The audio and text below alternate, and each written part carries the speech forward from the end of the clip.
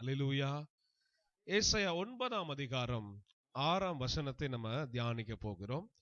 ஏசாயா 9:6ஆம் வசனத்தை நாம் எடுத்துக்கொள்ளலாம். எல்லாரும் பைபிள்ல பழைய ஏற்பாடு ஏசாயா புஸ்தகத்தில் எடுங்க. ஏசாயா புஸ்தகத்துல பழைய ஏற்பாட்டுல 9ஆம் அதிகாரம் 6ஆம் வசனத்தை எடுத்துக்கொள்ளுங்க. கர்த்தருடைய நாமம் மகிமைப்படுவதாக. வாசிக்கலாம். நமக்கு ஒரு பாலகன் பிறந்தார். நமக்கு ஒரு பாலகன் பிறந்தார். நமக்கு ஒரு குமாரன் கொடுக்கப்பட்டார். நமக்கு ஒரு குமாரன் கொடுக்கப்பட்டார். கர்த்தத்துவம் அவர் தோளின் மேல் இருக்கும். கர்த்தத்துவம் அவர் தோளின் மேல் இருக்கும். அவர் நாமம் அதிசயமானவர். அவர் நாமம் அதிசயமானவர். எல்லாரும் சொல்லுங்க, அவர் நாமம் அதிசயமானவர். போன வாரம் அவர் நாமம் என்று பார்த்த தொடர்ச்சி இன்றைக்கு அவர் நாமம் எப்படி? அதிசயமானவர். ஹல்லேலூயா. இன்னைக்கு இதைதான் நம்ம ஹைலைட் பண்ணி பார்க்க போறோம். ஆனா இந்த வசனத்தை முதல்ல முழுமையா வாசிச்சதுக்கு பிறகு அதிசயமானவர் என்கிற தலைப்புல இன்னைக்கு தேவ வார்த்தைகளை கவனிக்க போகிறோம். வாசிக்கலாம், தொடர்ந்து வாசிங்க. ஆலோசனை கர்த்தர். அவர் நாமம் அதிசயமானவர். அடுத்தது என்னங்க? ஆலோசனை கர்த்தர். அடுத்தது வல்லமை உள்ள தேவன். நித்திய பிதா. சமாதான பிரபு என்னப்படும். அல்லேலூயா சொல்லுவோமா? இந்த ஏசாயா 9ஆம் அதிகாரத்தில் சொல்லப்பட்ட ஒருவருடைய அடையாளங்கள் யாவும் வேறொரு மனுஷனையோ அல்லது இன்னும் புதிய ஒரு அறிமுகமோ அல்லது இவரை குறித்து நம்ம இதுவரைக்கும் கேள்விப்படாமல் இருந்ததோ அல்ல. ஒரே ஒரு மெய்யான தேவன். நல்லா கவனிக்கணும். அந்த மெய்யான தேவனை இந்த 9ஆம் அதிகாரம் ரொம்ப அழகா வர்ணிச்சு எப்படியெல்லாம் சொல்லுது பாருங்க. அந்த தேவன் எப்படிப்பட்டவர் தெரியுமா? அவர் அதிசயமானவர். இரண்டாவது ஆலோசனை கர்த்தர். அடுத்தது வல்லமை உள்ள தேவன். அடுத்தது நித்திய பிதா. அடுத்தது சமாதான பிரபு. கொடுக்கப்படுகிற பாலகனை குறித்து பேசப்படுது. பழைய ஏற்பாடு இந்த ஏசாயா தீர்க்கதரிசி வாழ்ந்து ஒரு 400-500 ஆண்டுகளுக்கு பிறகு அந்த பாலகன் பிறந்தார். யாருங்க அவரு? எல்லாரும் சத்தமா சொல்லுவோம், யார் அவரு? இயேசு. இயேசு என்கிற நாமம் பிறப்பதற்கு முன்பதாக பழைய ஏற்பாட்டுல அவருடைய நாமத்தின் மகிமை என்னன்னு நம்ம தெரிஞ்சுக்க முடியுது. நம்ம யெகோவா தேவனை தானே பிதான்னு சொல்லிக்கிட்டு இருக்கிறோம்.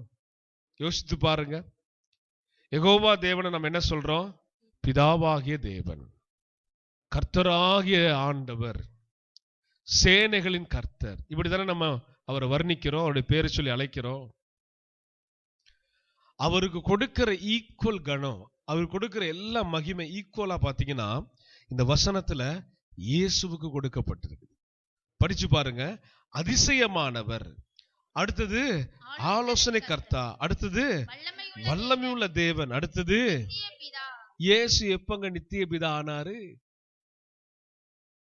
இயேசு இன்னும் பிறக்கவே இல்லை. பாலகன் இன்னும் பிறக்கவே இல்லை. அவருக்கு அடையாளம் காட்டுது பைபிள் நித்திய பிதா. இதனாலதான் நான் சொல்லுவேன், பிதா, குமாரன், பரிசுத்த ஆவியானவர் பிரிச்சு பார்க்க கூடாது. கிரியைகள் வித்தியாசம், செயல்பாடு வித்தியாசம். ஆனா இவருங்க மூன்றிலும் ஒன்றாய் கலந்து ஒரே மெய்யான தேவன். இயேசுனாலும் பிதானாலும் பரிசுத்த ஆவினாலும் ஒண்ணுதான். ஆமென் சொல்லுவோமா? அல்லேலூயா சொல்லுவோமா? பிதா நினைக்கிறது தான் இயேசு செய்வாரு. இயேசு செய்ய விரும்புறதுதான் பிதா ஆசைப்படுவாரு. இவங்க ரெண்டு பேரும் செய்து முடிக்க வேண்டியதை பரிசுத்த ஆவியினர் செய்து முடிச்சிருவார். அல்லேலூயா சொல்லுங்க. நான் அடிக்கடி சொல்லுவேன், முப்பரிமாணங்கள். ஒரு மனிதன் எப்படி மாம்சத்திலும் ஆவியிலும் ஆத்துமாவிலும் இருக்கிறது போல, நல்லா பாருங்க, ஒரு மனுஷன் மாம்சம், அடுத்தது ஆத்துமா. இந்த மூணும் கலந்தாதான் ஒரு மனுஷன், இல்லையா? இதுல ஒண்ணு பிரிஞ்சாலும் முடிஞ்சு. தேகம் இருந்தாதான் ரெண்டும் உள்ளுக்குள்ள வாழ முடியும், ஆவியும் ஆத்துமாவும். அல்லது தேகம் நல்லா இருந்து ஆவி பிரிஞ்சிட்டாலும் மனுஷன் சடலமா மாறிடுவான். ஏன்னா அந்த ஆவி சுவாச காற்று, பிதாவுடைய சுவாச காற்று, அது யார் கொடுத்தாரோ அது அங்க போய் சேர்ந்துடும். அப்படிதான் பைபிளும் சொல்லுது. அந்த ஆன்மா இருக்கு பாருங்க, அது போக வேண்டிய இடம் ஒண்ணு, ஆனா ஆப்ஷன் 2. ஆன்மா போக வேண்டிய இடம் ஒண்ணு, ஆனா ஆப்ஷன் என்னங்க 2. ஏ பரலோகம், பி நரகலோகம். இந்த ஏ ஆப்ஷனை பிடிச்சுக்கிறவங்க தட்டு தடுமாறியாதோ, முட்டி மோதியாதோ, கஷ்டப்பட்டு அழுது புரண்டாதோ போய் சேர்ந்துருவாங்க. அல்லேலூயா சொல்லுவீங்களா? நான் சொன்னதெல்லாம் இருக்கும். பரலோகம் போகிறவங்களுக்கு தட்டு தடுமாறி முட்டி மோதி கத்தி கதறி அழுது புரண்டாவது எங்க போயிருவாங்க? அதை விரும்புறவங்க போயிருவாங்க. இந்த செகண்ட் ஆப்ஷன் இருக்கு பாத்தீங்களா, பி, அவனுக்கு எந்த பிரச்சனையுமே இருக்காது. அவங்களுக்கு எந்த பிரச்சனையும் இருக்காது, பிரஷர் இருக்காது, டென்ஷன் இருக்காது, ஜாலியான வாழ்க்கை, காசு மேல காசு, துட்டு மேல துட்டு, வீடு என்ன வாசல் என்ன, ஏகபோகமாய் ஊரடிச்சு உலையில போட்டாலும் எந்த பிரச்சனையும் கிடையாது. கொள்ளையடிக்கலாம், கொலை செய்யலாம், திருடலாம், பொய் பேசலாம், விபச்சாரம் பண்ணலாம், வேசித்தனம் செய்யலாம், இன்னும் பலவிதமான எல்லா அசுத்தத்தையும் செஞ்சுட்டு கூட அவங்க பாட்டுக்கு வாழ்ந்து முடிக்கலாம், ஒரு பிரச்சனை இல்லை. ஆனா அவங்களுக்கு எங்க வைக்கப்பட்டிருக்க ஆப்ஷன் பி, எங்க போயிருவாங்க? பாதாளம் போயிருவாங்க. இங்க எவ்வளவு சேர்த்து வச்சாலும் சரி, இங்க எவ்வளவு கொட்டி வச்சிருந்தாலும் சரி, எவ்வளவு பேர் புகழோட வாழ்ந்தாலும் சரி, மரணத்தில் அதெல்லாம் என்ன செய்யாது, இவங்களுக்கு உதவி செய்யாது. பரிந்து பேசுகிறவர் வருவார் மரணத்தின் அந்த தருவாயில் இருக்கும்போது, ஜீவாதிபதி வருவார் ஜீவனை கொடுக்கும்படி. அதுக்கு என்ன அடையாளம்? அந்த ஆத்துமா மேல இயேசுவுடைய நாமம் பொறிக்கப்பட்டிருக்கும், அவருடைய ரத்தத்தினால் அந்த ஆத்துமா கழுவப்பட்டிருக்கும், அவருடைய ரத்த அடையாளமா இருக்கும் அந்த ஆத்துமா மேல. அந்த ஆத்துமா உண்மையா கிறிஸ்துவுக்காக வாழ்ந்ததா?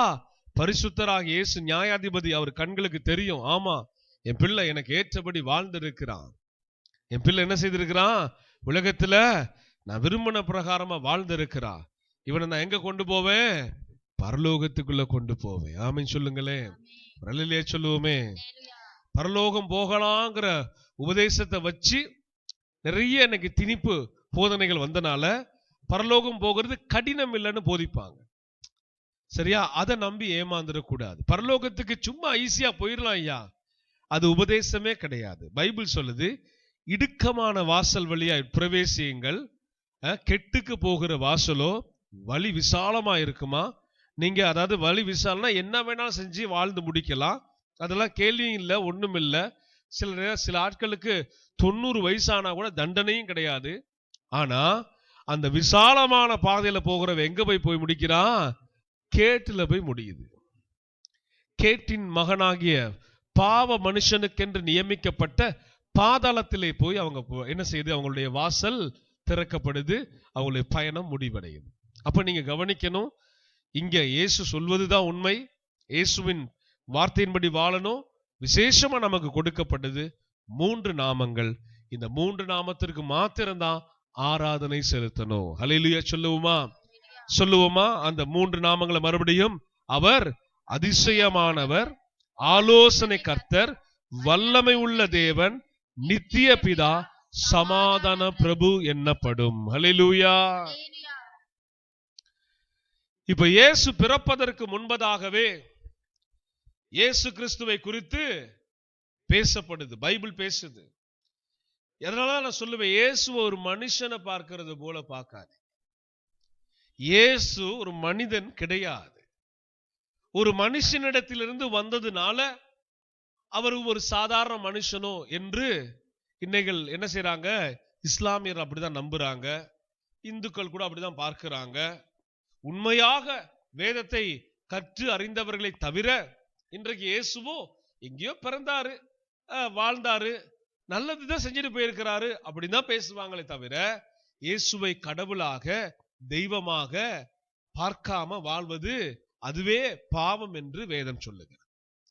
கிறிஸ்துவை மறுதலிக்கிறவனும், கிறிஸ்துவை பின்பற்றாமல் பின்னோக்கி போகிறவனும், கிறிஸ்துவை நிராகரிக்கிறவனும் அவனுடைய நிலைமை பரிதாபம். வேதம் வேற வேற இது மாதிரி சொல்லுது. அவரை வேணான்னு விரும்பினா அவங்க எதை விரும்புறாங்களாம்? மரணத்தை விரும்புறாங்களாம். கிறிஸ்துவை வெறுக்கிறவன் மரணத்தை விரும்புகிறான்னு பைபிள்ல சொல்லுது. அப்ப இதெல்லாம் நமக்கு தெரிஞ்சிருக்கணும். ஏன் தெரிஞ்சிருக்கணும்னா, நாம கர்த்தருக்குள்ள எப்படி வாழ்ந்து முடிக்கணும் அப்படிங்கிறதுக்கு முன்னடையாளமாக இயேசு நமக்கு தோன்றவில்லை, தரிசனம் தரவில்லை, பரவாயில்லை. ஆனா அவருடைய கைப்பட எழுதப்பட்ட வேத வசனங்கள் நமக்கு என்னவா இருக்குது? அடையாளமாக, சாட்சியாக இருக்கிறது. ஹல்லேலூயா சொல்லுங்க. இப்ப கவனிக்கலாம். இதுல உள்ள ஒவ்வொரு விஷயத்தையும் ஒவ்வொரு வாரம் நம்ம தியானிக்க போகிறோம். இன்னைக்கு அதிசயமானவர், எல்லாரும் சத்தமா சொல்லுங்க. நமக்கு கொடுக்கப்பட்ட பாலகன் எப்படிப்பட்டவர்? அவருடைய நாமம் அதிசயமானவர். இயேசுவுக்கு நாமங்கள் வித்தியாசமாக கொடுக்கப்பட்டிருக்குது. இன்னும் பல பெயர்கள் உண்டு. இம்மானுவேல், மேசியா. இயேசுவுக்கு கொடுக்கப்பட்ட நாமங்கள்ல இத நீங்க அந்த நாமத்திற்குள் இருக்கிற மகிமையை நம்ம இன்னைக்கு பார்க்க போகிறோம். அந்த நாமத்தின் உடையவர் எப்படிப்பட்டவரா இருக்கிறாரு? அதிசயமானவர். சத்தமா சொல்லுவோமா? அதிசயமானவரை குறித்து நியாயாதிபதிகள்ல ஒரு விஷயத்தை நம்ம தெரிஞ்சுக்கொள்ள முடியும்.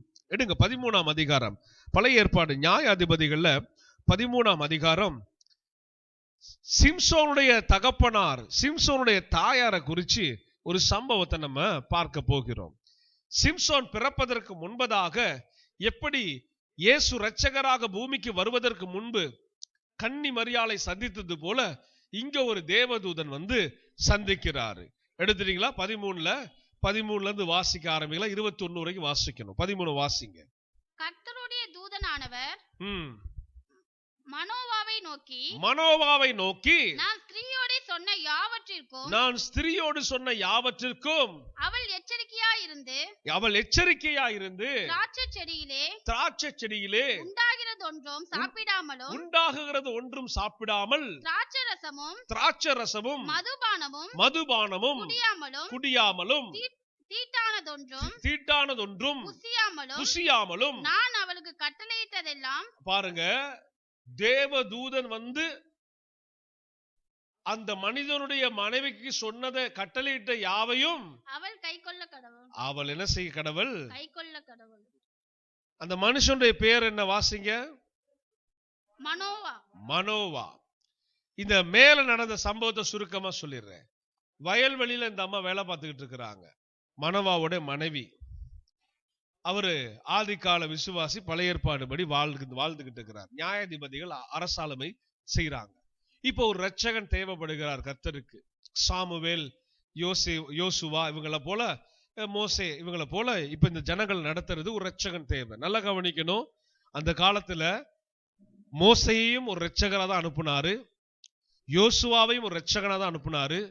அவர் எழுப்பின ராஜாக்களும் இரட்சகராக தான் எழும்பினாங்க. நல்லா கவனிக்கணும். நியாயாதிபதிகள் கூட இரட்சகர்கள். சிம்சோனை கர்த்தர் சொல்லுகிறார், இஸ்ரவேல் சமஸ்த இஸ்ரவேலையும் பாலஸ்தீனர்கள் கைக்கு தப்புவிக்கும்படி நான் இரட்சகனை உருவாக்குறேன், என் இரட்சகனை நான் என்ன செய்றேன், இப்படி நான் கொண்டு வருகிறேன்றத அறிவிப்பார்.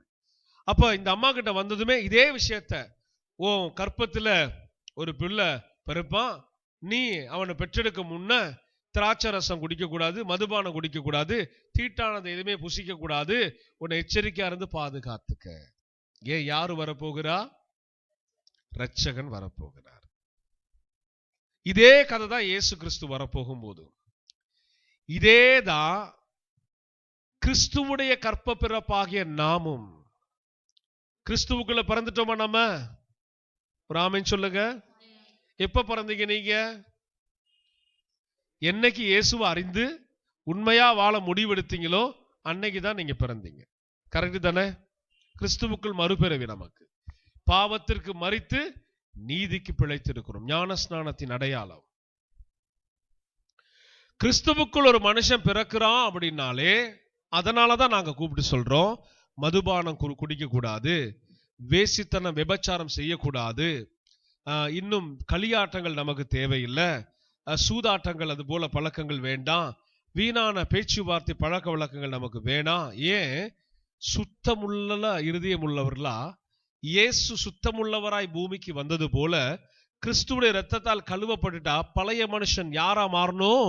புது சிருஷ்டியா மாறணும். பைபிள் அப்படிதான் சொல்லுது. பழையவைகள் யாவும் ஒளிந்தன, யாவும் புதிதாயின. எப்ப? இயேசு கிறிஸ்துவுக்குள் ஒரு மனிதன் மனம் திரும்பி வாழ தன்னை ஒப்பு கொடுக்கும் போது. இப்ப கிறிஸ்துவுக்குள்ள பிறந்தாச்சு, கிறிஸ்துவுக்குள்ள என்ன செய்தாச்சு? ஆனா இன்னும் அசுத்தம் கொஞ்சம் ஒட்டிக்கிட்டு இருக்குது, தேவனுக்கு பிரியம் இல்லாதது கொஞ்சம் ஒட்டிக்கிட்டு இருக்குது.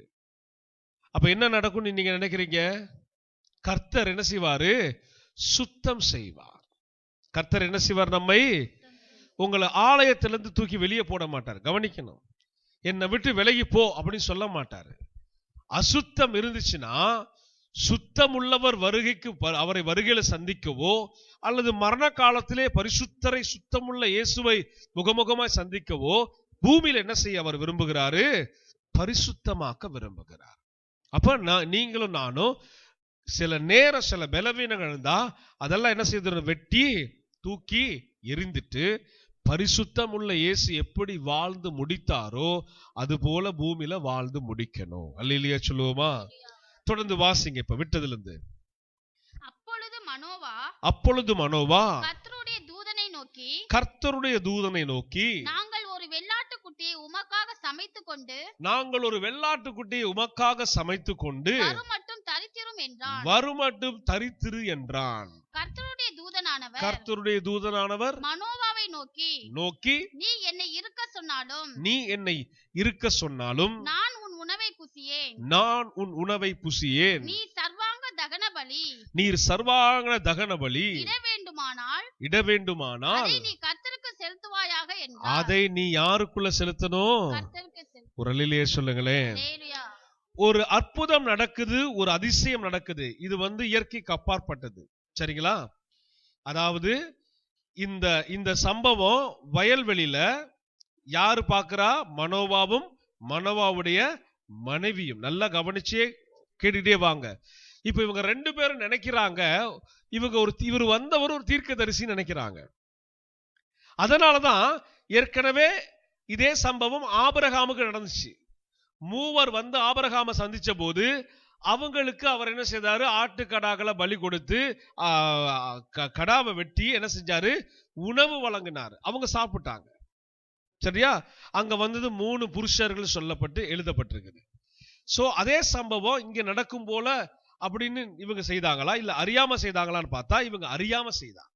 அப்ப இவங்க போயிட்டு வர்றதுக்குள்ள நாங்க சமைச்சிட்டு வந்துடுறோங்கிற போது இவர் சொல்றாரு, இல்ல நீ பலி செலுத்த விரும்பினா யாருக்கு செலுத்தணும்? தேவனுக்கு. நல்ல செய்தியை கொண்டு வந்ததுமே ஊழியக்காரனை தூக்கி தலையில வச்சுக்குவாங்க சில பேர். ஊழியக்காரனை பார்த்தா இயேசுவுக்கு அடையாளமா இயேசுவுக்கு கொடுக்க வேண்டிய அளவுக்கு ஊழியக்காரன் மேல ஒரு கனம் வந்துடும். அது ஆண்டவர் விரும்புகிற காரியம் இல்லை. தெரிஞ்சுக்கங்க. சரி, எந்த ஊழியக்காரன் இருந்தாலும் சரி, என்னையும் இன்க்ளூட் பண்ணி தான் சொல்றேன். உங்களுக்கு முதலாவது எல்லாவற்றுக்கும் ஒரு பரவசம், பரபரப்பு, ஒரு உற்சாகம், ஒரு தாகனம் யாரு மேல இருக்கணும்? இயேசு மேல இருக்கணும். இயேசு இந்த பாத்திரங்களை பயன்படுத்துவார், அவ்வளவுதான். இயேசு இந்த பாத்திரங்களை பூமியில வச்சிருக்கிற திட்டங்களை நிறைவேற்றுவார், அவ்வளவுதான். ஆனா இப்படி பயன்படுத்துகிற பாத்திரங்களோ அவரால் உபயோகப்படுத்தப்படுகிற மனிதர்களோ உங்களுக்கு தெய்வத்திற்கு ஈக்குவலாக, தேவனுக்கு சமமாக மாறிடக்கூடாது. அது விக்கிரகம். அவங்க பாவம் நல்ல ஊழியக்காரங்களா இருப்பாங்க, பைபிளை தூக்கிட்டு அவங்க பாட்டுக்கு அமைதியா அவங்க வேலை செஞ்சுட்டு போவாங்க. சில ஆள் அவங்கள இருதயத்துல கொண்டு இயேசுவே இவர்தாங்கிற போல பார்த்துருவாங்க. அது அவங்களுக்கு விக்கிரகம். அப்ப யாருக்கு என்ன கொடுக்கணுமோ அதை கொடுக்க பழகணும். இங்க அதான் கற்றுக் கொடுக்கிறார் ஆண்டவர். இந்த சம்பவத்தை நீங்க கவனிக்கணும். வந்தது தூதர். அவர் போகிற விதத்தை நீங்க பார்த்தா ஆச்சரியப்படுவீங்க. நம்மளுக்கும் ஆச்சரியமா இருக்கு. அப்ப இவர் சர்வாங்க தகனபலி செலுத்த போகும்போது என்ன நடக்கும்? வாசிங்க, தொடர்ந்து வாசிங்க. அவர் கர்த்தருடைய தூதன் என்று மனோவா அறியாதிருந்தான். அப்பொழுது மனோவா கர்த்தருடைய தூதனை நோக்கி நீர் சொன்ன காரியம் நிறைவேறும் போது நாங்கள் உம்மை கனம் பண்ணும்படி உம்முடைய நாமம் என்ன என்று கேட்டான். அதற்கு கர்த்தருடைய தூதனானவர் என் நாமம் என்ன என்று நீ கேட்க வேண்டியது என்ன? என் நாமம் என்ன என்று நீ கேட்க வேண்டியது என்ன? அது அதிசயம் என்றார். அது அதிசயம் என்றார். அல்லேலூயா சொல்லுங்க, ஒரு அல்லேலூயா சொல்லுங்க. அந்த நாமம் என்னவாங்க? அதிசயம். அதிசயம். அப்ப அங்க அந்த நாமத்தை நல்லா கவனிக்கணும். இந்த நாமத்தை முதல்ல எங்க வாசித்தோம்? ஏசாயா தீர்க்கதரிசன புஸ்தகத்துல வாசித்தோம். இப்ப இந்த நாமம் அதிசயம் என்று சொல்லி இப்ப எங்க வாசிக்கிறோம்? நியாயாதிபதிகள் ஏசாயா வாழ்ந்த காலத்துக்கு இன்னும் ஒரு 600-700 ஆண்டுகளுக்கு முன்னால போயிட்டோம். இப்ப சொல்லுங்க, அங்கேயும் அதிசய நாமம் உள்ளவராய் வாழ்ந்து கொண்டிருக்கிறவர் யாருங்க? சத்தமா சொல்லுங்க, இயேசு. இதைதான் நம்ம விளங்கி கொள்ள வேண்டும், இதைதான் நம்ம புரிந்து கொள்ள வேண்டும். எனவே தேவ பிள்ளைகளாகிய நாம பழைய ஏற்பாட்டிலும் சரி புதிய ஏற்பாட்டிலும் சரி நமக்கு தேவனாய் இருக்கிறவர், நமக்கு பிதாவாய் இருக்கிறவர் ஒரே ஒருவர் தான். அவருடைய நாமம் என்ன? கர்த்தராகிய இயேசு, கர்த்தராகிய ஆண்டவராகிய. இப்ப நூல் பிடிச்ச மாதிரி தானே போயிட்டு இருக்கிறோம். புரியுதா உங்களுக்கு விஷயம்? ஏசாயா தீர்க்கதரிசி இயேசுவை பத்தி தான் அங்க பேசுறாரு. நியாயப்பிரமாண புஸ்தகத்திலேயோ வந்த தேவதூதன் என்ன சொல்றாரு? அவர் நாமம் அதிசயம். இத சொல்லிக்கிட்டே இருக்கும்போது அங்க என்ன நடக்குது? மனோவா போய் வெள்ளாட்டுக்குட்டியையும் போஜன பலியையும் கொண்டு வந்து அதை கன்மலையின் மேல் கர்த்தருக்கு செலுத்தினான். அப்பொழுது மனோவாவும் அவன் மனைவியும் பார்த்து கொண்டிருக்கையில், நல்லா கவனிங்க, இவங்க கண்களால பார்த்து கொண்டிருக்கையில் அதிசயம் விளங்கினது. என்ன நடந்துச்சு? அவர் என்ன செய்தாரு? வாசிங்க, அடுத்த வசந்த வாசிங்க. அக்கினி ஜுவாலையில் பலிபீடத்திலிருந்து வானத்திற்கு நேராக பலியிட்ட போது அந்த அவங்க பலியிட்ட அக்கினி ஜுவாலை அப்படியே வானத்துக்கு நேரா எழும்பும் போது கர்த்தருடைய தூதனானவர் பலிபீடத்தின் ஜுவாலையில என்ன செய்து போனார்? அவரு நீங்க சொல்லுங்க, அவரை அனுப்பினவர் அதிசயமானவர். கரங்களை தட்டி கர்த்தரை மகிமைப்படுத்துவோமா? நல்ல உற்சாகமா ஆண்டவருக்கு மகிமை மகிமை மகிமை மகிமை. தேவ தூதர்களை பார்க்கிற வாய்ப்பு கிடைச்சா இதெல்லாம் சம்பவிக்கும். இது மாதிரிலாம் நீங்களும் பார்க்க முடியும், நானும் பார்க்க முடியும். ஆமென் சொல்லுவோமா? அது யார முன்குறித்தாரோ அவர்களுக்கு கர்த்தர் வெளிப்படுகிறார், தூதர்களை அனுப்புகிறார், பேசுகிறார். தேவைப்பட்டா இயேசுவே வந்து தரிசனமும் கொடுக்கிறார். இதெல்லாம் இல்லைன்னு சொல்லக்கூடாது. வேதத்தின்படி உண்மை. அது நம்ம வாழுகிற காலத்திலும் நடைமுறையிலும் உண்மைதான், சாத்தியம், வாய்ப்பு உண்டு. இது இல்லைன்னு சொல்லி பிரசங்கம் பண்ண கூடாது. அல்லேலூயா சொல்லுங்க. சரி, இதை தொடர்ந்து எரேமியா தீர்க்க தரிசன புஸ்தகத்துல இந்த அதிசயமானவரை குறித்து சொல்லப்பட்ட காரியத்தை நம்ம பார்க்கலாம். எரேமியா தீர்க்க தரிசன புஸ்தகம் 32ஆம் அதிகாரம் 17 வரைக்கும் 3 வசனங்களை நாம் வாசிக்கும் போது கவனமாய் கேட்கலாம். கர்த்தராகிய ஆண்டவரே, இதோ தேவரீர் உம்முடைய மகா பலத்தினாலும் நீட்டப்பட்ட உம்முடைய புயத்தினாலும் வானத்தையும் பூமியையும் உண்டாக்கினீர். நல்ல கவனிங்க, வானத்தையும் பூமியையும் உண்டாக்கினவர் யாருங்க? உண்டாக்கினவர் யாருங்க? இயேசு. சரி, உம்மாலே செய்யக்கூடாத அதிசயமான காரியம் ஒன்று இல்லை. 1000 தலைமுறைகளுக்கும் கிருபை செய்கிறவரும் பிதாக்களுடைய அக்கிரமத்தை அவருடைய பின்னடையார் பிள்ளைகளின் மடியிலே சரி கட்டுகிறவருமாகிய சேனைகளின் கர்த்தர் என்னும் நாமம் உள்ள மகத்துவமும் வல்லமை உள்ள தேவனே, யோசனையிலே அவர் பெரியவரும் செயலிலே அவர் வல்லவருமாயிருக்கிறீர். ஹல்லேலூயா. நம்ம 9ல படிச்ச எல்லாமே இங்க வந்துருச்சா? யோசனையில அவர் யாருங்க? செயல்கள் அவர் யாருங்க? அங்க வல்லமை உள்ள பிதான்னு பார்த்தோம். சரிங்களா? அதே இடத்துல அவர் அதிசயமானவர் வந்துருச்சுங்களா? இந்த வசனத்துல எரேமியால வந்துருச்சு அதிசயமானவர். சரிங்களா? நீங்க கவனிச்சுட்டே பாத்தீங்கன்னா நம்ம கர்த்தராகிய இயேசு கிறிஸ்து தான் பழைய ஏற்பாடுல செயல்பட்டு இருக்கிறாரு. ஆனா அவர் என்ன செய்யல? மாம்சத்துல தான் இயேசுவாய் வெளிப்படாமல் மறைமுகமாக வல்லமை உள்ள நித்திய பிதாவாக, வல்லமை உள்ள தேவனாக, ஆலோசனை கர்த்தராக. இங்கே சொல்லப்பட்டத எரேமியால அவர் எப்படிப்பட்டவருங்க? கடைசி வசனம், யோசனையில் எப்படிங்க? ஆலோசனையில் அவர் எப்படிங்க? அங்க அதான் எரேமியா 9 ஏசாயா 9 நம்ம பார்த்தோம். அப்ப கர்த்தரை குறிச்சு நம்ம பார்க்கும்போது அசால்ட்டா இடம் போட்டுறக்கூடாது. நீங்க யோசிக்கிறத விட பல லட்ச கோடிக்கணக்கான மடங்கு வேகமாவும் யோசிப்பாரு, ரொம்ப தெளிவாவும் யோசிப்பாரு. ஹல்லேலூயா. நாம அவரை எடை போடுறதுல பெரிய விஷயமே கிடையாது. நம்ம மண்ணு எந்த அளவுக்கு யோசிக்க முடியுமோ அந்த அளவுக்கு தான் மண்ணு யோசிக்கும். ஆனா படைத்தவர் அப்படிப்பட்டவர் அல்ல. ஹல்லேலூயா. அவருடைய எண்ணங்களுக்கும் அவருடைய நினைவுகளுக்கும் அவருடைய செயல்களுக்கும் முன்பதாக நம்ம எல்லாம் ஒண்ணுமே கிடையாது. நம்ம அப்படிதான் நம்மள அண்டர்ஸ்டாண்ட் பண்ணி வச்சிருக்கணும். ஆண்டவராக இயேசுவுக்கு முன்பதாக நம்ம ஒண்ணுமே கிடையாது, குப்பையும் தூசியுமா இருக்கணும். ஆனா அவ்வளவு வல்லமை பொருந்தியவர், அவ்வளவு மகிமை நிறைந்தவர், அவருடைய நாமத்திலே இவ்வளவு காரியங்கள் இருக்குது. ஆனா அவரு அடிக்கப்படுகிற ஒரு ஆட்டை போல வாய் திறவாதவராக, அவர் நினைச்சு வாய் திறந்திருந்தார்னா அந்த இடத்துல இருந்த அரண்மனையில இருந்த அரசர்கள் எல்லாம் சாம்பலாயிருப்பாங்க. அவரு தன்னை ஒரு வாய் திறவாத ஆடாய், மௌனமா இருந்த பலியாக போற ஆடாக இல்லாம தம்முடைய வல்லமையோடு வெளிப்பட்டிருந்தா, அங்க இப்ப கொஞ்சம் பேர் கிண்டல் பண்ணாங்கல்ல, நீர் தேவகுமாரனா இருந்தால் சிலுவையில் இருக்கும்போது நீ உன்னை விடுவித்துக் கொள் சொல்லி அவரை கிண்டல் பண்ணாங்கல்ல. அவர் கொஞ்சம் அவரு நான் என்ன வெளிப்படுத்துறேன் அப்படி வெளியே வந்திருந்தாருன்னா வேலை முடிஞ்சிருக்கும், ரட்சிப்பு ஸ்டாப் ஆயிருக்கும், பேசினவெல்லாம் செத்து ஒண்ணும் இல்லாம போயிருப்பாங்க. அவ்வளவு வல்லமை, அவ்வளவு மகிமை. அவர் அனுப்பின தூதன் எதுல ஏறி போனாருங்க?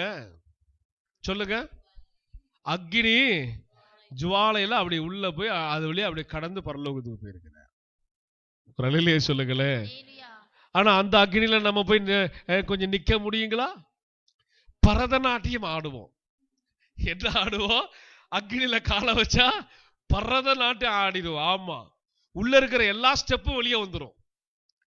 நமக்கு தெரிஞ்ச அத்தனை கலை, நடன கலை எல்லாம் ஜான் ஜாபராஜ் நம்ம கற்றுக் கொடுத்தாரு பாருங்க, நல்ல மனிதர், அதெல்லாம் சேர்ந்து வெளியே வந்துடும். இல்லையா சொல்லுங்களேன். நாரிக்கிட்டு இருக்க பேரு ஜான் ஜாபராஜ் பேரு நாரிக்கிட்டு இருக்கு. கவனமா இருக்கணும். கர்த்தருடைய நாமத்தை தூஷிக்கிற காரியங்களை செய்கிறவங்க எல்லாம் பூமியில இராதபடி கர்த்தர் அற்று போடுவார். உண்மையை சொல்றேன், வைராக்கியமா சொல்றேன்.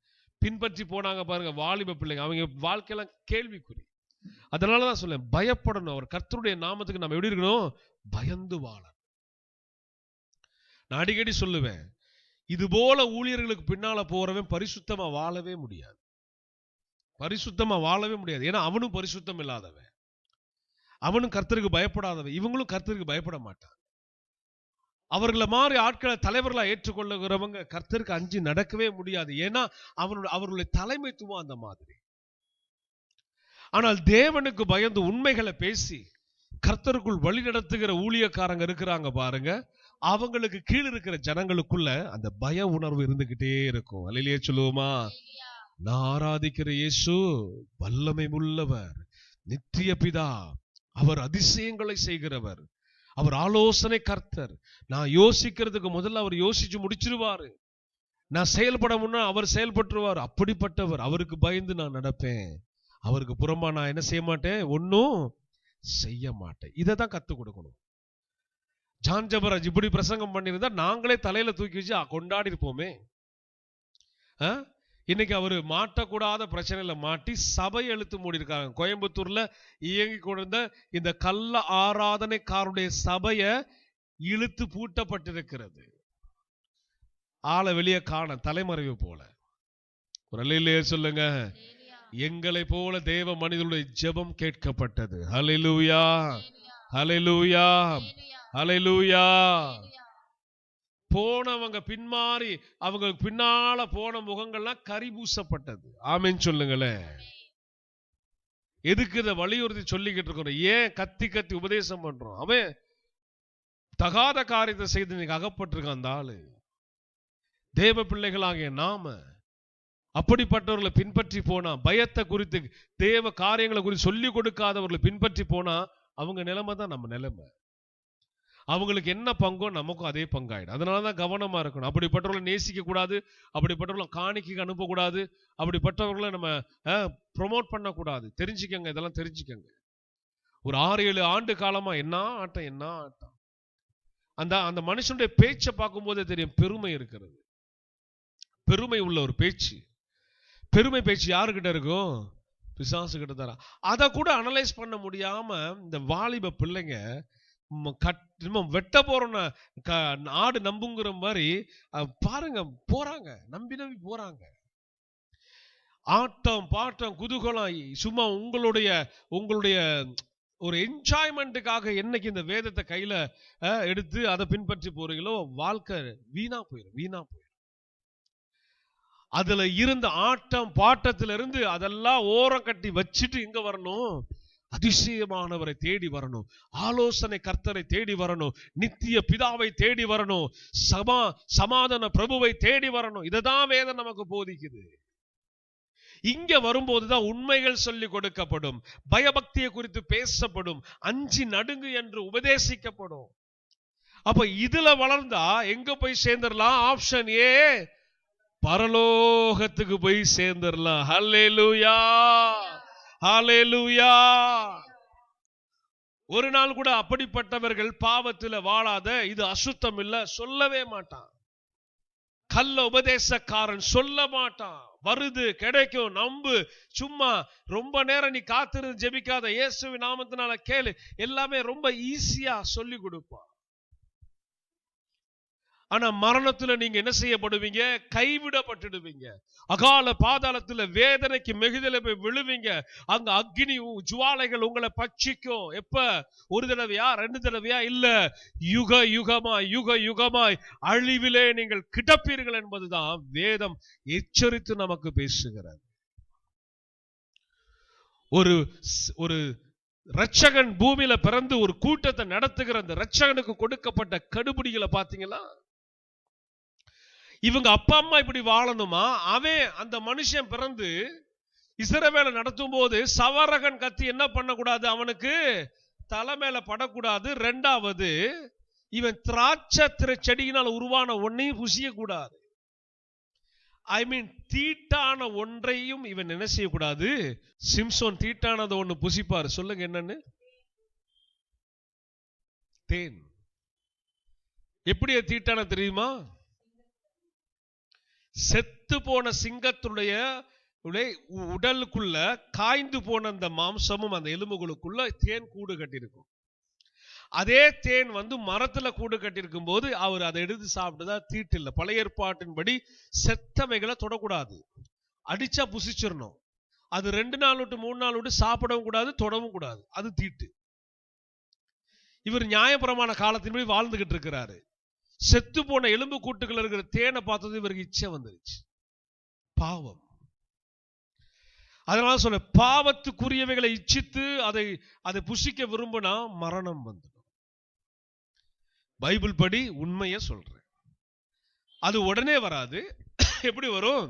மெல்ல மெல்ல வரும். முடிவு மரணம். அப்ப வேதத்தின்படி நம்ம ஆண்டவர் எப்படிப்பட்டவர்? நம்ம ஆண்டவர் எதை விரும்புகிறார்? அவருடைய பிறப்புல அவர் பரிசுத்தமா இருந்தார், அவர் பரிசுத்தமா வாழ்ந்து காமிச்சாரு. அப்போ அவர் எடுத்துக்கொள்ளப்பட போகிற ஒரு கூட்டம் பரிசுத்தமா தான் இருக்கணும். பரிசுத்தமும் பயமும் பக்தியும் நிறைந்தவர்களா காணப்படும். கர்த்தர் என்ன செய்ய விரும்புகிறாரு? உங்களை கொண்டு ஏதாவது ஒரு திட்டத்தை வச்சு நிறைவேற்றுவார். ஏன்? அவர் எதிர்பார்க்கிற பரிசுத்தம் உங்ககிட்ட இருக்கு பாருங்க. அவர் விரும்புகிற காரியம் உங்ககிட்ட இருக்கு பாருங்க. அதனால அதுக்கேற்ற மகிமை உங்களுக்குள்ள வெளிப்படும், ஆவியின் வல்லமை வெளிப்படும். நீங்க வரமே கேட்டிருக்க மாட்டீங்க. நீங்க பரிசுத்தமா வாழ்ந்து பாருங்க. இயேசுடைய நாமத்தை கொண்டு சொல்றேன், நீங்க நடக்காத, நினைக்காத, நீங்க கேட்காத ஏதாவது ஒரு அற்புதம் நடக்கும், உங்க மூலமா நடக்கும். ஏன்? அவர் எதிர்பார்க்கிற பரிசுத்தம். அவருடைய ரத்தம் உங்களுக்குள்ள இருக்குது, அவருடைய மாம்சம் உங்களுக்குள்ள இருக்குது. அதிசயமானவர் உங்களுக்குள்ள உலாவுகிறார். நீங்கள் தேவனுடைய ஆலயமா இருக்கிறீர்கள். இயேசுவின் நாமத்தினால ஒரு காய்ச்சலுக்காக, ஒரு கேன்சர் வியாதிக்காக ஜெபிச்சா அதிசயம் நடக்கும். ஆமென் சொல்லுவோமா? அதிசயத்தை ஊழியத்துல பார்க்கணும்னா நீங்க இப்படிதான் வாழ்ந்து ஆகணும். அதிசயம் செய்கிற தேவனிடத்திலிருந்து அதிசயம் பார்க்கணும்னா விசுவாசிகள் இப்படிதான் வாழ்ந்து பழகணும். தீட்டானவைகளை உண்ணாமல் குடியாமல், தீட்டான யாவையும் தேவன் வேண்டாம் என்று ஒதுக்கினவைகளை செய்யாமல், அதை விட்டு உனக்கு யாராவது தீர்க்க தரிசனம் சொன்னாலோ இல்ல நீங்க நம்பினாலோ நான் சொல்லுகிறேன், உங்க நேர காலம் வீணாய் போகும். நீங்க கிடக்கிற கிடப்பில தான் கிடப்பீங்க. மரணம் வந்து உங்களை வாரிக்கொண்டு போகிற வரைக்கும் உணராது இருப்பீங்க. கடைசியா எல்லாவற்றையும் இழந்து தேவ சொற்படி வாழாததுனால தேவன் வைத்திருக்கிற ஆக்கினைக்குள்ள நம்ம போய் சேர்ந்தோம். ஒரு அல்லேலூயா சொல்லுவோமா? இதை குறித்து வாசிச்சு முடிச்சாச்சா? அவன் அவனுக்கு அவன் அவனுடைய தக்கதாகவும் அவன் அவனுடைய கிரியைகளின் பலனுக்கு தக்கதாகவும் அளிக்கும்படி உம்முடைய கண்கள் மனுபுத்திரருடைய எல்லா வழிகளின் மேலும் நோக்கமாயிருக்கின்றன. மனுபுத்திரருடைய எல்லா வழிகளின் மேலும் எப்படி இருக்குதா? நோக்கமாயிருக்கின்றன. அதான் அவர் அதிசயமானவர். அவர் எங்க இருக்கிறாருன்னு நமக்கு தெரியாது. ஆனா அதிசயமான தேவன் அங்க இருந்து என்ன செய்யறாரு? உங்களை என்னையும் எப்படி நடக்கிறீங்க, எந்த பாதையில போறீங்க, அது எனக்கு பிரியமாப்பா, இல்ல நீ பிரியப்பட்டு போறியா பார்த்துக்கிட்டு இருக்கிறாரு. அப்படித்தானே பைபிள் எழுதப்பட்டிருக்குது. இல்லைன்னா நான் வந்து பிரசங்கிக்கிறது வீணா போயிடும். பைபிள்ல எழுதப்பட்டது நான் பிரசங்கிக்கிறேன். எல்லாருக்கும் கேக்குதா? அல்லேலூயா சொல்லுவோமா? சத்தமா சொல்லுவோமா? நல்லா கவனிச்சு பாருங்க. அதிசயமான தேவன் எங்க இருக்கிறார் நமக்கு தான் தெரியல. ஆனா நம்முடைய வழிகள் அவர் என்ன செய்யறாரு? ஆராய்ந்து அறிகிறார். கவனமா இருக்கணும். இத குறித்து மத்தேயு 21 அதிகாரம் 14 16 இந்த 3 வசனங்களை வாசிக்கலாம். மத்தேயு 21 அதிகாரம் 14 16 வரைக்கும் வாசிக்க கேட்கலாம். அப்பொழுது குருடரும் சப்பானிகளும் தேவ ஆலயத்திலே அவரிடத்திற்கு வந்தார்கள். யாரிடத்திற்கு? சத்தமா சொல்லுங்க. யாரிடத்திற்கு? இயேசுவின் இடத்திற்கு வந்தாங்க. வந்தவங்க எல்லாம் யாருங்க? குருடர்களும் சப்பானிகளும் தேவ ஆலயத்துல. தேவ ஆலயத்துல யார் இருக்கிறா? இந்த தேவ ஆலயத்துல யார் இருக்கிறா? சத்தமா சொல்லுங்க. இந்த தேவ ஆலயத்துல யார் இருக்கிறா? தேவ ஆலயத்துக்கு யார பார்க்க போகணும்? இதுதான் டேர்ம்ஸ். இதான் நீங்க ஃபாலோ பண்ணணும். வந்த சப்பானிகள் குருடர்கள் யார தேடி வந்தாங்க தெரியுமா? 12 பேரை கிடையாது. நல்லா கவனிக்கணும். இல்ல இயேசுவை பெற்றெடுத்தவர்களையும் தேடி கிடையாது. கத்தோலிக்க ஜனங்கள்லாம் கவனிக்கணும். ஃபார்வர்ட் பண்ணுங்க இந்த செய்திகளை. நல்லா தெளிவா சொன்னாதான் புரிந்து கொள்ள முடியும். 12 பேரை நோக்கி இவங்க வரல. அதே நேரத்துல இவரை பெற்றவங்களை நோக்கியும் வரல. ஏன்னா அவங்கெல்லாம் அதிசயமானவங்க கிடையாது. இவர் ஒருவர் தான் அதிசயமானவர், அதிசயங்களை செய்கிறவர். அல்லேலூயா சொல்லுவோமா? அல்லேலூயா அல்லேலூயா. வாசிங்க, தொடர்ந்து வாசிங்க. அவர்களை சொஸ்தமாக்கினார். அதிசயமானவர் அவர்களை என்ன செய்தார்? சொஸ்தமாக்கினார். எல்லாரும் சொல்லுவோம், அதிசயமான இயேசு அவர்களை சொஸ்தமாக்கினார். இப்ப சொல்லுவோம், அதிசயமான இயேசு என்னையும் சொஸ்தமாக்குவார். கரங்களை தட்டி இயேசுவை மகிமைப்படுத்துங்க. ஆமென். நல்ல உற்சாகமா அல்லேலூயா அல்லேலூயா. அதிசயமானவரை நோக்கி பயணிக்கணுங்க. அதிசயமானவரை நோக்கி விண்ணப்பிக்கணுங்க. கூட இருந்தவர்களை ஆராதிப்பது பிரயோஜனமற்றது. இயேசுவுக்கு பணிவிடை செய்தவர்களை தேடி போவது பிரயோஜனமற்றது. எங்க வந்து சொல்லணும்? இந்த பொன்மலைப்பட்டில எங்க வந்து சொல்லணும்? பைபிளின் படி அது பொய், அது கற்பனையினால் தீட்டப்பட்டது. வேத புரட்டாளர்கள் என்ன செஞ்சிருக்கிறாங்க? இடையில திணித்து வைத்திருக்கிறாங்க. அதை நம்புகிறவர்கள் மூடர்கள். இததான் வேதம் நமக்கு அடையாளம் காட்டுது. இந்த குருடர்களும் இந்த குஷ்டரோகிகளும் ஒருவரை தேடி வருகிறார்கள். அவருடைய நாமம் இயேசு. அங்க என்ன நடந்துச்சு? அவர் எல்லாரும் என்ன செய்தாரு? சொஸ்தமாக்கினார். தொடர்ந்து வாசிங்க விட்டதுல இருந்து. அவர் செய்த அதிசயங்கள் அதிசயங்களையும் தாவீதின் குமாரனுக்கு ஓசன்னா என்று தேவ ஆலயத்திலே ஆர்ப்பரிக்கிற பிள்ளைகளையும் பிரதான ஆசாரியரும் வேத பாரகரும் கண்டு என்னாச்சு? இவங்களுக்கு கோபம் வந்துருச்சு. இவர் அற்புதம் அடையாளம் செய்ததுமே இவங்களும் போய் என்ன செய்திருக்கணும்? தாவீதின் குமாரனுக்கு ஓசனான்னு சொல்லி இருக்கணும். அதை விட்டு இங்க இன்னைக்கும் இருக்கு, சபைகள்ல கூட சில ஊழியர்கள கூட இருக்கிறாங்க.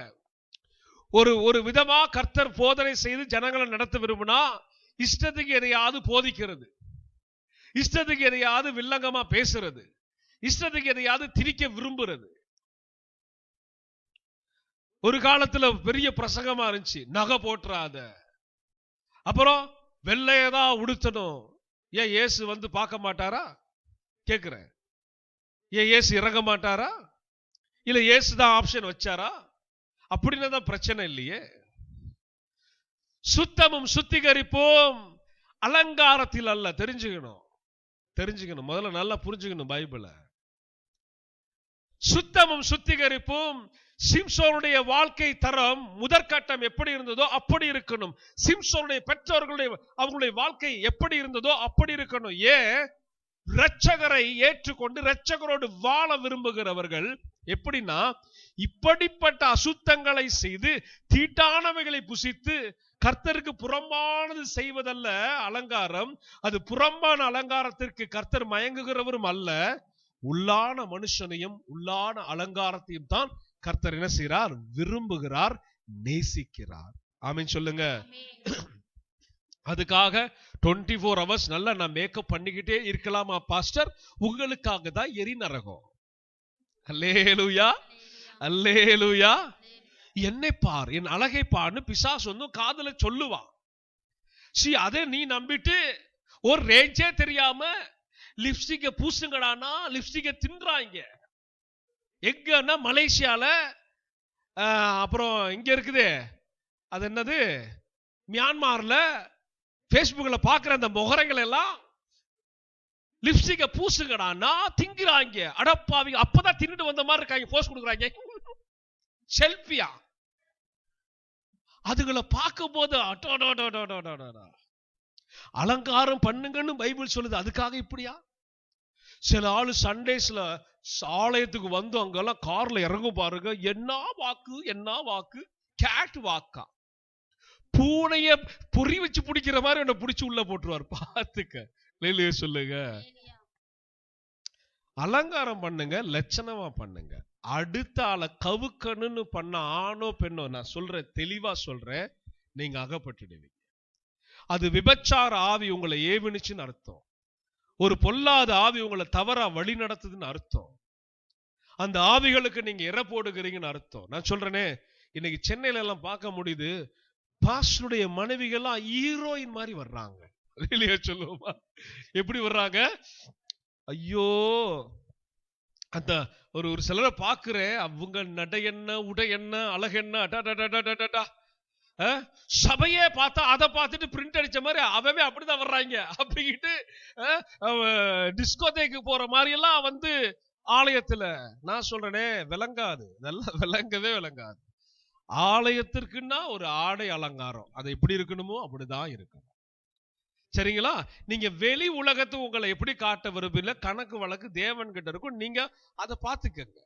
அதெல்லாம் நான் கூட போதிக்க நான் வரல, நீ திருந்து, இல்லைன்னா உன்னை யார் திருத்த முடியும்? ஆமீன் சொல்லுங்களேன்.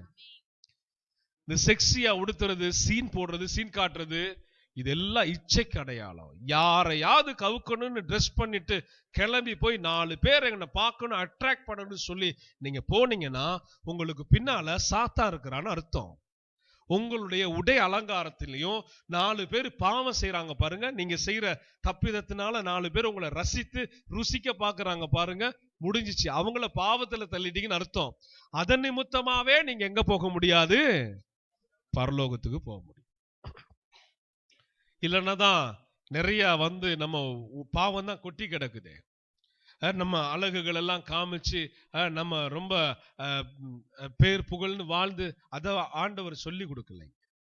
அடக்க ஒடுக்கமா வாழ்ந்து லட்சணமா உடுத்துங்க.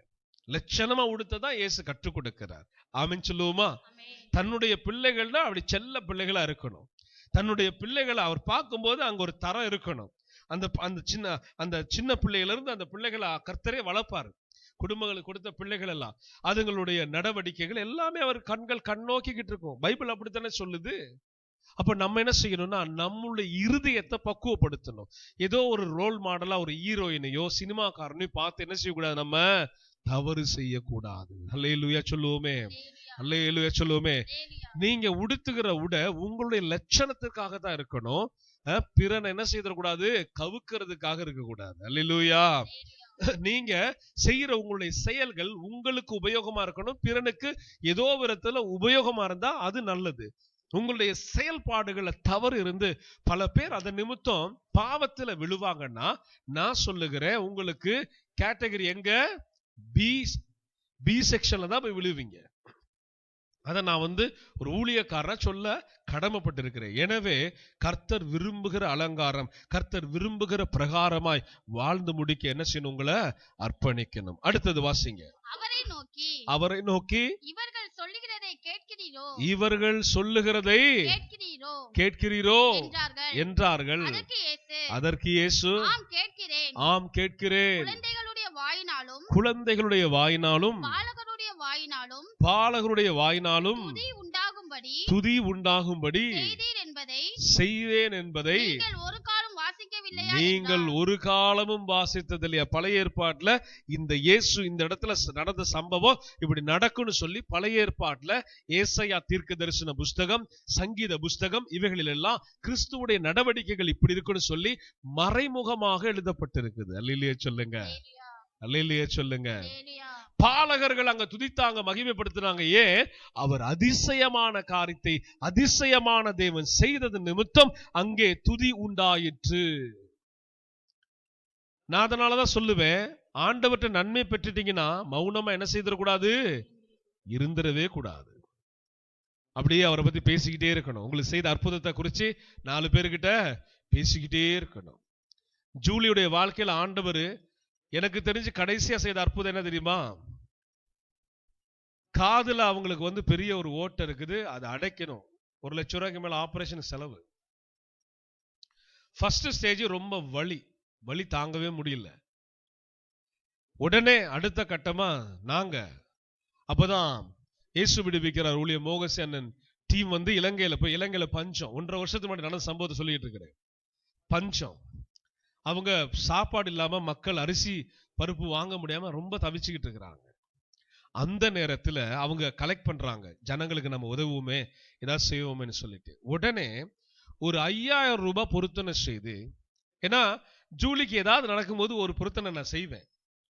கிட்னி ஸ்டோன் ஃபார்ம் ஆயிருச்சு, ஒரு பொருத்தனை செய்து ஒரு செயின் அப்படியே வித்து ஊழியங்களுக்கு பகிர்ந்து கொடுத்தேன். அப்ப என் உள்ளத்துல அந்த ஏழைகளுக்கு செய்யலாம்ப்பா, அந்த கஷ்டப்படுகிற ஜனங்களுக்கு செய்யலாம்ப்பா அப்படின்னு ஏற்படுது. செய்யறது ஒரு ஊழியம், நம்ம அரசாங்கத்திட்டையும் கொடுக்கல, இவங்க போய் நேரடியா டீம் களத்துல போய் இறங்கியிருக்காங்க. உடனே ஒரு 5000 ரூபாய் டக்குன்னு என்ன செய்தோம், ஜீசஸ் ரெடீம்ஸ்ல போய் நான் என்ன பண்ணேன், கிளியர் பண்ணேன், அனுப்பி வச்சேன். சொன்னா நம்ப மாட்டீங்க, அந்த வலியும் அவங்க காது வலியில உட்கார்ந்துருப்ப நிறைய பேருக்கு தெரியும். அவங்களுக்காக ஜெபம்லாம் நம்ம பண்ணணும்.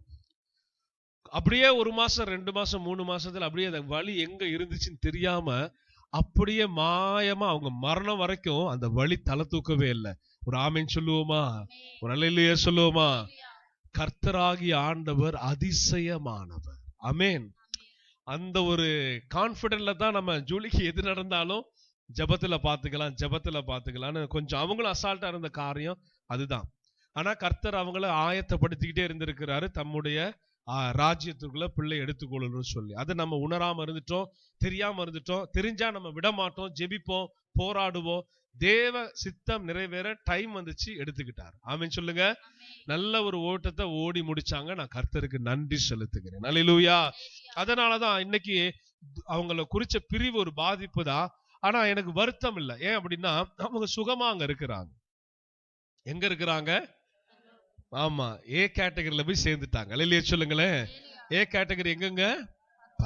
பரலோகத்துக்கு நம்ம போகும்போது அவங்கள பார்ப்போம். அல்லேலூயா சொல்லுங்க. அவங்க சுகமா வாழ்றத நான் விரும்புறேன். ஆமென்.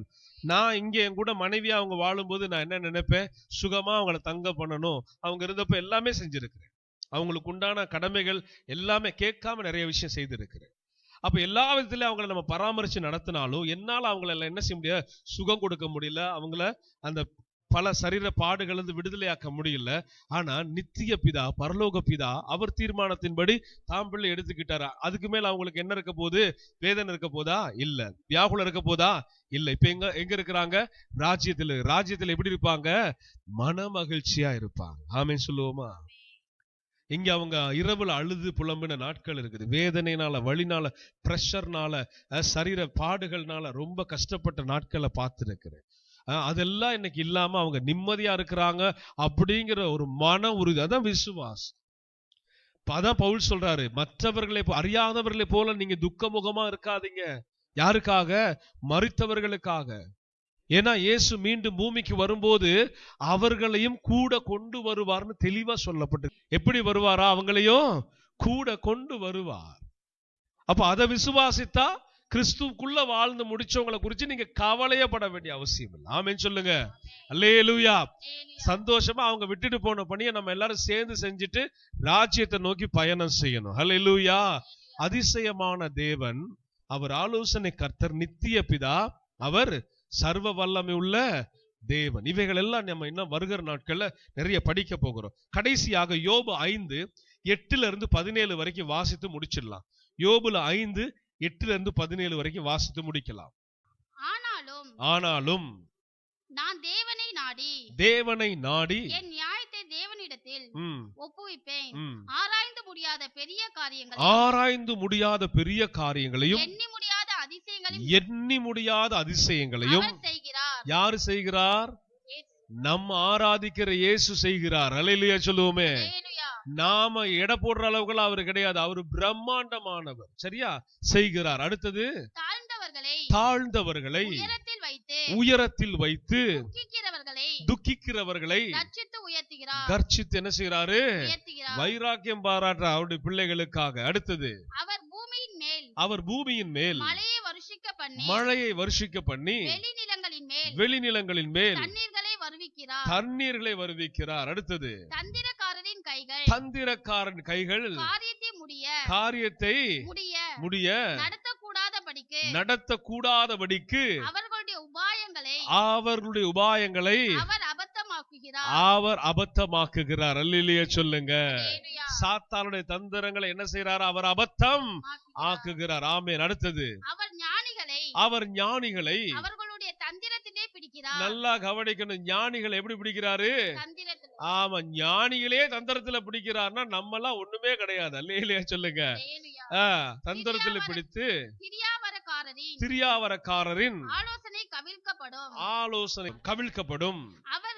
அவர்கள் பகல் காலத்திலே அந்த காரத்துக்குள்ளாக்கி மத்தியான வேளையிலே இரவில் தடவுகிறது போல தடவி திரிகிறார்கள். 17 வரைக்கும். ஆனாலும் எளியவனை அவர்கள் வாயில் இருக்கிற பட்டயத்திற்கும் பெலவானின் கைக்கும் விலக்கி ரட்சிக்கிறார். யாருங்க? அதிசயமான இயேசு. ஹல்லேலூயா சொல்லுங்க. அடுத்தது, அதனால் தரித்திரனுக்கு நம்பிக்கை உண்டு, தீமையானது தம் வாயை மூடும். இதோ தேவன் தண்டிக்கிற மனுஷன் பாக்கியவான். ஆகையால் சர்வ வல்லவருடைய சிட்சையை அற்பமாக எண்ணாதிரும். அல்லேலூயா சொல்லுங்க. சர்வ வல்லவருடைய சிட்சை என்ன செய்யக்கூடாது? பரிசுத்தமா வாழுங்க, பயபக்தியா இருங்க, இப்படி நடங்க அப்படி நடங்கன்னு சொல்லி கண்டிக்கும் போது அதை நீங்க என்ன செய்யக்கூடாது? அற்பமாக உங்களை சீர்திருத்தம் பண்ணிக்கணும்.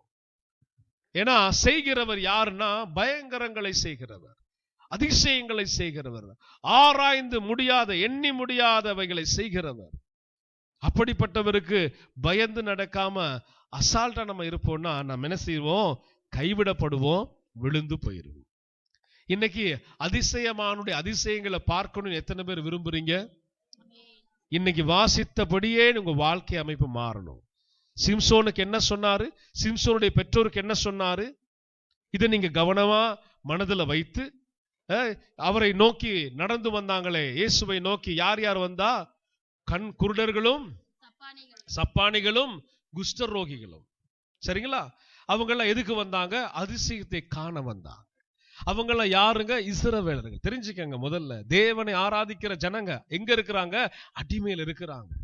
அவங்களெல்லாம் விடுதலையாக்க தான் இயேசு வந்தார். ஹல்லேலூயா. இயேசுனாலே விடுதலை. ஆமென் சொல்லுங்க. ஏன்னா அவரால் தான் முடியாததை முடிச்சு வைக்க முடியும். ஆமென் சொல்லுவோமே. இல்ல, இன்னைக்கு எல்லாரும் ஒப்பு கொடுத்து ஜெபிக்க போறோம். எல்லாம் எழுந்து நிற்கலாம், அதிசயமான தேவனை நோக்கி பார்க்கலாம். எல்லா கண்களை மூடி அவருடைய பாதத்தில் ஒப்பு கொடுப்பீங்களா? எல்லாரும் ஜெபிங்க ஜெபிங்க ஜெபிங்க. கர்த்தாவே, சிம்சோனுக்கு நீர் வரையறுத்தது போல ஆண்டவர் எப்படி ஒரு மனிதன் வாழ வேண்டும் என்று சிம்சோன் பெற்றோருக்கு கற்றுக் கொடுத்தது போல, கர்த்தாவே, அசுத்தமான ஒன்றையும் நாங்கள் செய்யாதபடி பரிசுத்தமுள்ள உமக்கு முன்பதாக கர்த்தாவே சாட்சியாய் நாங்கள் நிற்பதற்கு எங்களை ஆயத்தப்படுத்தும். நீங்க தனிப்பட்ட முறையில சொல்லுங்க, என்னை ஆயத்தப்படுத்தும் தேவனே, என்னை ஆயத்தப்படுத்தும். எல்லாரும் ஜெபிக்கலாமா? அதிசயம் பார்க்கணுமா? அற்புதங்களை பார்க்கணுமா? சிம்சோனுடைய குடும்பத்தார போல ஆயத்தமாக வேண்டும். ஆமென். காபாலாதா லிவது பிகலவா